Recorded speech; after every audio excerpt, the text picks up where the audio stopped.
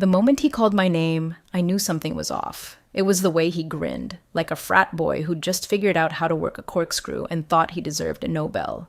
We were 2 hours into the quarterly leadership summit. Half the team was jet-lagged, the other half was pretending not to text under the table. And there he was, Ryan Miller, the CEO's son, now acting COO at 32 with the emotional maturity of a half-cooked Pop-Tart, smirking in his tailored navy jacket like he'd built the company with his own 2 hands instead of stumbling in from his dad's country club. He tapped the mic with 2 fingers. As we pivot into a new era, faster builds, tighter sprints, higher valuations, I've gotta ask, he said, eyes scanning the table. Then he stopped right on me. Hey, Sophia, ever get those bonuses sorted? I felt 20 eyes turn. I kept my face neutral. Not yet, I said, calm, controlled. He raised his eyebrows like I'd confirmed a bet with himself. Huh, weird, he said with that slow, smug nod that screamed, this is foreplay for something petty. Then he moved on, blathering about cloud realignment and VC synergies like any of us cared. But I didn't hear a word after that. My ears were still ringing from the word bonuses. Not salary, not equity, bonuses, plural. As in, the 2 years of unpaid incentives they kept saying were pending recalibration. As in, the 6-figure sum I earned while building the architecture they were still licensing to enterprise clients under my original module names.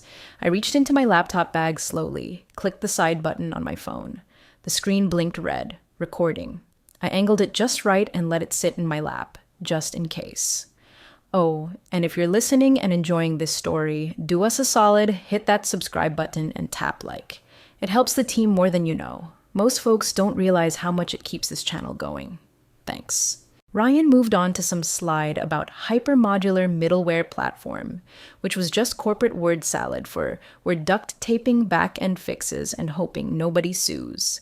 Meanwhile, I opened my laptop, logged into my private Git repo, and checked the latest mirror sync. Still green. Full authorization logs intact. Every deployment from v2.3 onward was signed twice. Once by the company's core cert, once by mine. They never noticed the dual signature condition in the open core license I wrote myself 5 years ago. They also never noticed the clause buried in the contributor agreement. Section 9b. Retained rights shall remain the intellectual property of the original contributor in perpetuity for all forked, mirrored, and modular derivative works unless explicitly waived. Which I hadn't. Not once. By the time Ryan finished his little PowerPoint ego parade, I had 3 more downloads on my mirrored repo, all from IPs tied to mid-sized startups. I smiled, quietly, while the execs clapped like trained seals. When the summit broke for catered lunch, ahi sliders and lukewarm quinoa salad, I stayed back, watched Ryan high-five one of the junior VPs like a kid who just learned to spell revenue. He didn't look at me again. He probably thought I'd already lost. He had no idea what I still owned, and he damn sure didn't see the wire tightening. Not yet. 2 days. That's all it took. I was halfway through writing up a patch note for an overflow bug in the logging handler. Nothing serious, just a memory drip that could bottleneck a few enterprise builds, when I got the Slack message from HR. Hey, Sophia, can you swing by for a quick check-in? No smiley face, no exclamation mark. Just cold, beige HR language, a check-in, like we were about to discuss PTO rollover, not the axe swinging toward my neck. I minimized the terminal, stood up, and made the slow walk past the glass conference rooms where people pretended they didn't hear the footsteps of the condemned. No one made eye contact, not because they were cold, but because they already knew. These things have a scent, a tempo. You can smell your own execution before it happens. When I stepped into the HR office, Shannon, director of People Ops, which is just sanitized speak for corporate guillotine operator, was waiting with a vanilla folder already laid out on the table. She didn't ask me to sit, just gestured toward the paper like she was offering a wine menu. Sophia, this is your release agreement. We're restructuring some of the engineering verticals under the new operational model and, unfortunately, your role has been identified for reduction. Identified. Like my job was a tumor. I flipped the packet open. 3 pages already signed by someone in legal. Effective immediately, 1 week of severance, laptop to be returned. All proprietary code remains the property of the firm. There it was. That line. They bolded it, like that would make it true. I looked up at Shannon and smiled. Not warmly, not politely, just empty, like all the heat had already left the room. I see. She cleared her throat. We'd appreciate if you could sign before end of day. I reached into my bag and pulled out an envelope. Crisp, white, thick paper. You could feel the weight of it before it even left my hand. My counsel asked me to pass this along, I said. She blinked like I'd just handed her a subpoena. What is it? Clause 9b, I said calmly. Contributor retained rights. I assume legal has the version I signed? She didn't answer. Just took the envelope with that weird HR half nod, the one they do when they realize this won't be a clean kill. I slid my company badge across the desk. Metal against wood. Final sound. No scene, no shouting, no tears. That's not how you win. You let them think they've erased you. While they're already writing the press release, you're just revising the terms of surrender. Quietly. I turned and walked out past the rows of succulents and sterile quotes taped to the wall like corporate affirmations. Fail fast. Iterate often. Disrupt everything. Funny. Not one of those quotes ever said, read your contributor agreements carefully. In the parking lot, I popped the trunk, dropped in my work-issued laptop, and opened my personal one. Connection tethered, repo mirror live, deployment licenses still active. Within 5 minutes, I'd updated the metadata on the core modules to reflect the change in attribution status. The moment they pushed another build, it would ping my retention clause. Not block it, just flag it. A tiny legal breadcrumb, lighting the path to everything they forgot to double-check. Let them fire me. Let them pretend it was clean. The thing about code is, it remembers. And I'd spent years embedding truth where lawyers forget to look. They took my salary. They erased my desk. But I still held the keys. The first thing I did when I got home wasn't cry, wasn't scream, wasn't call a lawyer or drink or spiral. I made tea, sat down in my little office, the one with the creaky floorboard and the ugly beige walls I never got around to repainting. Fired up my workstation, dual screens, mechanical keyboard, everything still exactly how I left it the night before they decided I wasn't essential. I didn't rage, I didn't shake. I pulled up the license validation dashboard. For most companies, an open core model is a convenience. For me, it was insurance. Dual authorship verification wasn't some quirky add-on I coded for fun. It was the linchpin of the enterprise release model they'd been selling to clients for the last 4 years. Because when you fork a platform from public core to proprietary enterprise, it has to be verified by both original architects. And I was one of them. The company held the product key. I held the lock. I logged in with my personal signature key, the one I registered back in 2019 when we migrated to modular authentication. No one ever questioned it. No one read the time-stamped deployment scripts. They were just happy it worked. But every time a build went live, my key validated it. Silently, automatically. I revoked the signature for the enterprise distribution at 8:43 p.m. That didn't crash the system. I wasn't reckless. What it did was introduce a time bomb. The next build would pass through CI/CD like normal until it hit the license validation handshake. And when it did, it would stall, not break, just hang, waiting for my signature, and it wouldn't come. I opened the server logs, clicked through to the deployment tree, v2.3 onward. Every production push bore my name, burned into the metadata like a signature in wet cement. Time, date, hash match, immutable, traceable, legally binding under the dual authorship clause. Not just my code, my validation, my approval. They didn't just fire a developer, they fired a gatekeeper. Outside, it started raining. One of those soft, pointless Ohio rains that made the roads slick but didn't really do anything for the garden. I left the window open anyway, let the damp air in while I wrote the next part. I didn't tell anyone. No tweets, no Medium posts. I wasn't out for clout. I was out for correction, for the record to reflect the reality. They thought I built a system, a product, a feature set. What I built was a chain of custody, a living, breathing, self-documenting ecosystem that knew who touched what, when, and how, and most importantly, who had to bless it before it could run. It wasn't revenge, it was rebalancing. I finished the revocation script, double-checked the logs, ran the audit trail, everything lined up. No backdoors, no sneaky overrides, just silence until they tried to move without me. They'd feel it soon, not like a punch, more like a phantom limb, something gone but still aching. That's the thing about software.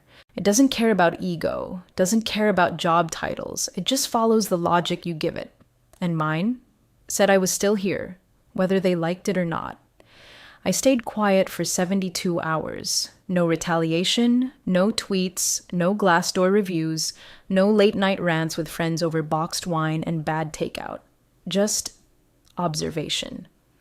I watched the repo traffic, checked the pings on the revoked key, watched their QA pipeline hiccup twice, then crash into license timeouts like a forgotten coffee pot burning itself out on the back burner. One of their clients even posted a question on a dev forum, something vague about build delays and checksum mismatches. It was only a matter of time, but I wasn't going to wait around for the crash. I was going to light the detour. On the fourth morning, I made coffee strong enough to clean an engine and opened a clean branch. No corporate sludge, no unnecessary wrappers.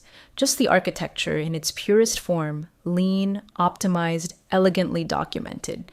I called it Open Core X. No marketing, no spin, just code. The version before the boardroom got their fingerprints all over it. Before the CTO started stuffing it with bloat to make reports look impressive.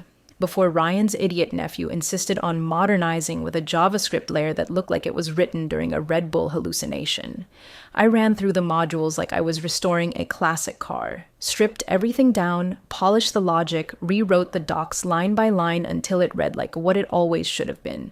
Then I added the license.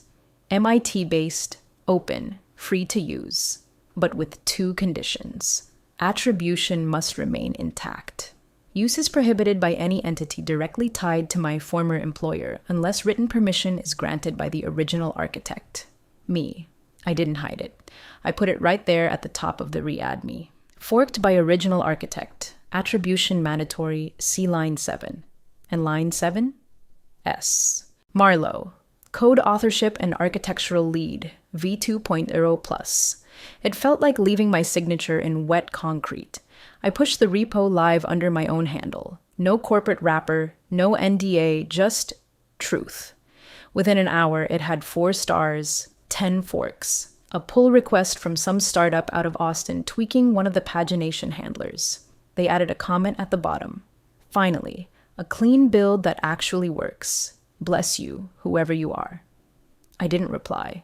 By evening, someone on Twitter posted a side-by-side benchmark between OpenCoreX and the bloated mess the company had pushed into production. My version was cleaner, leaner, faster.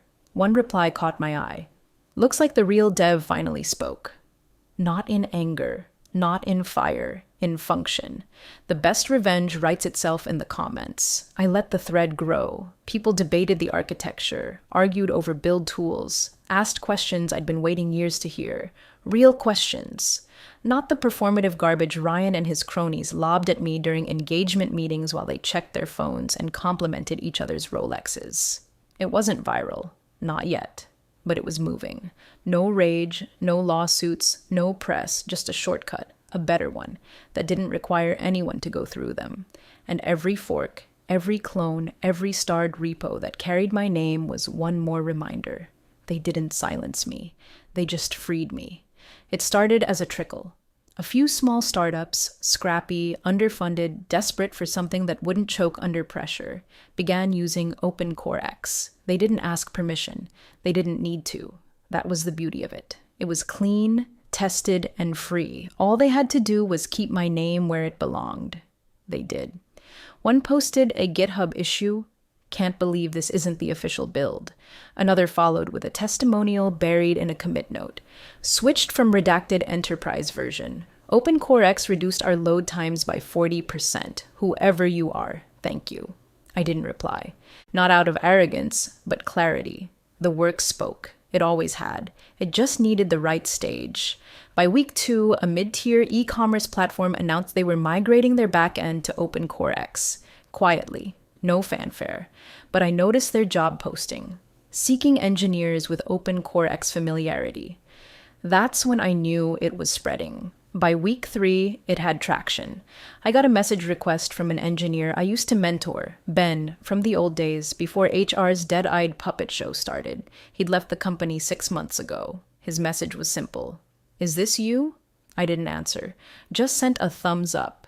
He replied with a screenshot. Their product team had added OpenCoreX as a direct dependency in their staging environment. 2 hours later, the pull request went live. Inside the logs, my name sat neatly beside each module.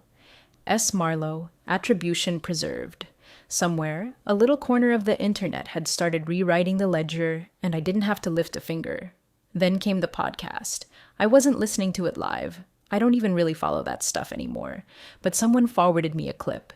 2 guys breaking down dev trends midweek analysis. The title? OpenCoreX fork outperforms original. Architect finally credited. The host chuckled. Whoever wrote this knew exactly where the fat was and where the architecture got corrupted. It's like the code knew it had been held hostage for too long, and now it's just breathing again. The other one added, and the fact that it explicitly bans its original employer from using it, that's not just clean code. That's poetic. I closed the clip. No smile, just a slow exhale. It wasn't about taking credit anymore. It was about correcting the record, letting the truth resurface one line, one build, one commit at a time. I tracked the adoption metrics through the public package indexes. Every download pinged a metric, every pull request carried metadata, and every time someone used it, attribution ticked upward like quiet applause. Then, quietly, someone big moved.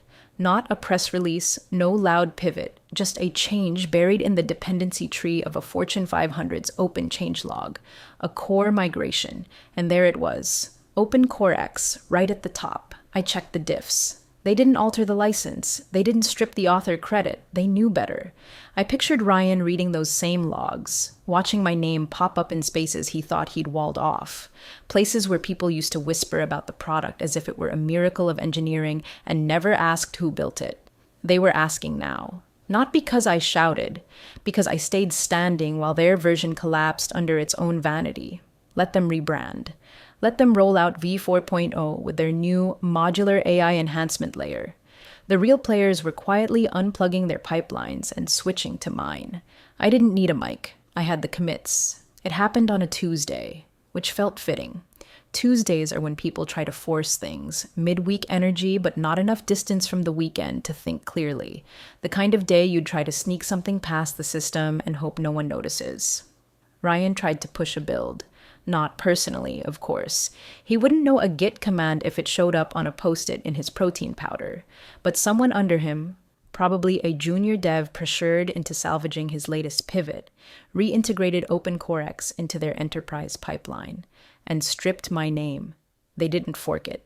They cloned it, gutted the license block, yanked line 7, removed the clause that bound the code to its author, repackaged it with their own branding, and slapped on a timestamp like that was enough to rewrite history.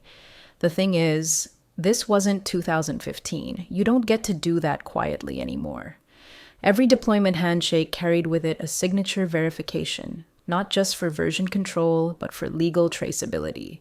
The system was designed to check for attribution integrity, not because I was paranoid, because I was precise. At 2:14 p.m., the first warning went off. A QA dev posted in a private thread, "Pipeline stalling, build checksum failing on module delta." 4 minutes later, another added, "Getting flagged on deployment ID 7.645A, license mismatch." Then it hit production. Their internal license bot, one they'd customized to manage open source compliance for their EU clients, pinged every dev channel in their Slack workspace. Attribution string missing, deployment blocked. 5 words. No drama, just protocol doing its job. Someone tried to manually override it. I could tell by the way the system logged 3 failed authorization attempts in under 90 seconds. Then the ticket escalated. The EU client, one of their biggest, caught wind. Not because of the failure itself, but because the compliance checker on their side flagged the update as a potential license breach. The language in their procurement contract was brutal. Any trace of copyright infringement triggered automatic internal review, the kind that involves lawyers. By 3 Waro, their insurer had called. Not a courtesy check-in, not a friendly heads up, a recorded call. Compliance audit triggered. Risk pool adjustment pending. That's when I got the email. Not from Ryan, from their legal team. Cold, formal, impersonal. Subject: clarification regarding authorship on recent modules. No apology, no admission, just a question. Would you be open to discussing a clean license agreement to ensure uninterrupted deployment continuity? I didn't reply. Instead, I watched their issue tracker overflow with panic. One dev asked if they could just roll back to the last safe commit. Another said, that was Open Core X. Everything else crashes under load. I didn't celebrate. I didn't smirk. I just sat in my office with the rain tapping the window again and thought about the moment they handed me that release letter. How sure they were. How final it seemed. They thought they were erasing me. All they did was disable their own foundation. Not because I sabotaged it, not because I buried a kill switch, but because I respected the code more than they ever did. It refused to lie. The trap wasn't revenge. It wasn't emotional. It was built into the logic. And now it was just executing. The second email was less subtle. No vague subject lines, no legalese pretending this was some abstract misunderstanding. Just urgent license negotiation terms, sent from the desk of their new acting general counsel, which told me two things. Someone had either quit or been strategically repositioned since Tuesday's implosion. The legal handoff always comes fast when the insurance company starts asking questions no one can answer without stuttering. I opened the attachment. 3 pages, full of language that reeked of desperation trying to dress itself up as due diligence. They were offering retroactive licensing for all builds post V2.3, full indemnity clauses, plus a mid-6-figure sum for transitional alignment. But the kicker was in bold halfway through. We propose exclusive rights to deploy, modify, and resell derivatives of the Open Core X framework. Exclusive. They wanted to lock the door they'd once shoved me through, and now they were willing to pay for the keys. I sat back in my chair, sipping coffee that had long gone cold. Let the silence settle. Let the weight of the moment just sit there. This wasn't vindication, not really. It was a transaction. But this time, I was the one writing the terms. I opened a blank doc, wrote exactly what needed to be said. No more, no less. 1 page, 3 bullet points. License terms: global, non-exclusive, irrevocable, and perpetual. Usage permitted under audit-ready attribution only. Attribution: all deployments must retain authorship declaration visibly within documentation and metadata. No concealment, no substitution. Financial consideration: one-time flat fee. No royalty, no equity, but no negotiations. Amount attached. I signed it. S. Marlowe. The woman they called disposable. I didn't pad it with fluff. I didn't offer a slide deck. I didn't write a cover note thanking them for reconnecting. I attached the PDF, titled it Final Terms Are Marlowe, and sent it with a subject line that said everything I needed to. Access conditional upon signature. No exclamation point. No smiley face. 5 minutes later, their VP of Finance, someone I hadn't heard from in over a year, replied directly. We'd like to proceed. Please forward payment instructions. And just like that, the leverage shifted. Not with a slam of a boardroom table, not with a dramatic courtroom monologue, but in 1 page, 3 bullet points, all binding. I became the gatekeeper they thought they'd discarded. They made me beg for bonuses. Now they paid for permission. I didn't gloat. Didn't text old co-workers with an "I told you so." I just opened the logs, updated the attribution timestamp, and watched as their deployment reauthorized within 3 minutes of processing payment. They were back online, but they'd never be independent again. And I didn't have to walk through their door, because now I was the door. They tried to bluff their way through it. The relicence agreement gave them back-end access, sure, but not trust. Not the kind you need when you're trying to convince a room full of investors that you're still cutting edge after hemorrhaging your lead architect and crawling back under a new name. They scheduled the product relaunch anyway. Big press push, rebranded UI, a whole narrative about next-gen intelligence pipelines. The kind of stuff that looks good on a keynote slide but dies the moment someone runs actual code. Their flagship demo was set for a Tuesday morning with a major European logistics firm, one of those clients who cared more about compliance and continuity than hype. It didn't go well. Midway through the session, their rep launched into a walkthrough of the new platform. Polished, slick, all buzzwords and bravado. And then, right in the middle of a dynamic analytics preview, the screen stuttered, hung, then crashed. A red message appeared like a bloodstain across the terminal. Authorization key revoked by original author. There was silence. One of those tight, airless silences where everyone pretends not to panic, but you can feel the room sinking. Someone off-screen whispered, "Is this part of the demo?" It wasn't. The API call had triggered a secondary validation layer they'd forgotten still ran on a per-usage token. Tokens that expired unless renewed under the full license, which they hadn't. Because they assumed the flat fee covered everything. It didn't. They wanted control. I gave them a lease, not ownership, not autonomy, just access, with very specific walls. I watched the demo in real time, streamed by someone who didn't know I was watching. The error code flashed, the rep blanched, and the client quietly said, "We'll circle back." They wouldn't. By the end of the day, two smaller competitors had posted side-by-side performance breakdowns. Both were using OpenCoreX. Both were faster. Both credited me directly in their About pages. Investors noticed. I knew because one of them, an old contact who'd ghosted me after my firing, reached out with a single line. "Are you still licensing independently?" Translation. Their confidence was cracking. And then came the board call. I didn't hear the whole thing, but someone leaked a snippet, a clip from the internal Zoom shared like gossip over Slack and back channels. One voice, low and tired, muttered, "Who let him walk?"